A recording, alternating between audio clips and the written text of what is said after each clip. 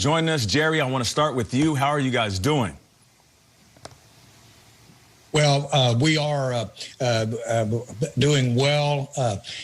We are proud to be on with you this morning and good to be on with the team.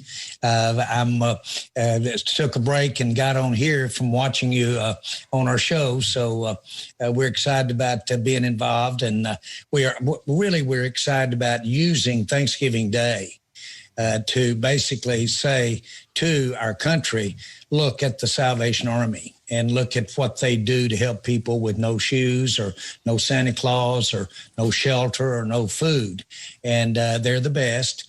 And there's a lot of ways to give this day and time with the Salvation Army. But to be able to take the Thanksgiving Day game and feature the Salvation Army in front of millions of people, to me, it's always been a great way for us to give back, for sports to give back.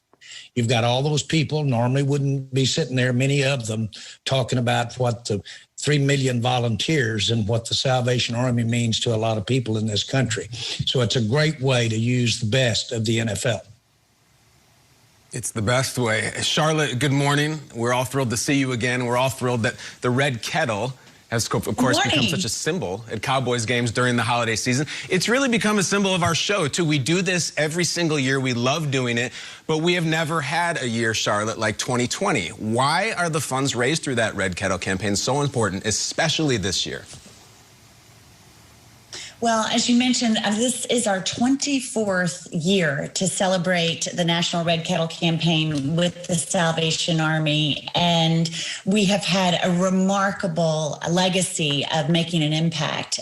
This year is probably our most critical year we've ever faced. There are more people than ever before that are in need of help from the Salvation Army. As a matter of fact, those who used to give to the Salvation Army, unfortunately, are now recipients and asking for help from the Salvation Army.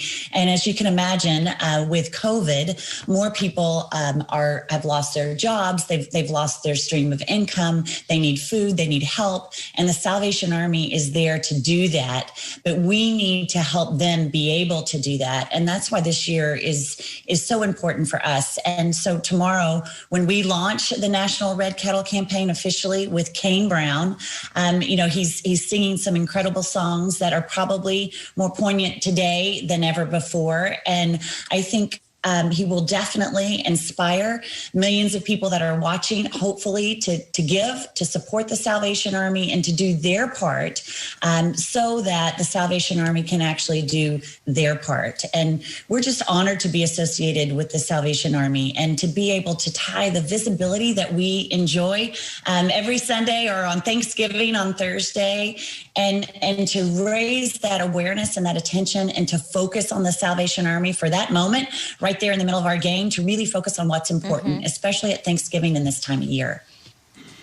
It's always a powerful moment and message, Charlotte. Kenneth, I wanted to ask you, usually we see the three of you, you're sitting in a row together there at the stadium. It's different this year. People are home. People aren't leaving their homes as much as they did in years past. So for those watching out there that want to get involved, how can viewers help those living in poverty during this holiday season the way that this season has laid itself out? We're doing everything we can to make it safe and simple for people to support the work of the Salvation Army this year. But I have to begin by saying we couldn't do it without the Jones family and without the Dallas Cowboys organization. What they do for us on Thanksgiving makes an enormous difference. It has for 24 years, and we know that this year is going to be no exception. People who are watching right now can do a number of things. They can go to our website, rescuechristmas.org, plug in their zip code, and they'll be able to find out everything the Army is doing in their community, and they can make a donation, and that money will stay in their community. They can make a one-time gift or a sustaining gift over the course of the coming year. They can also text the word kettle to 91999. They can make a donation via Alexa, or when they see a kettle, they can even make a donation through Google Pay or Apple Pay. So there are lots of ways that people can support the Army this year. RescueChristmas.org. There are lots of ways.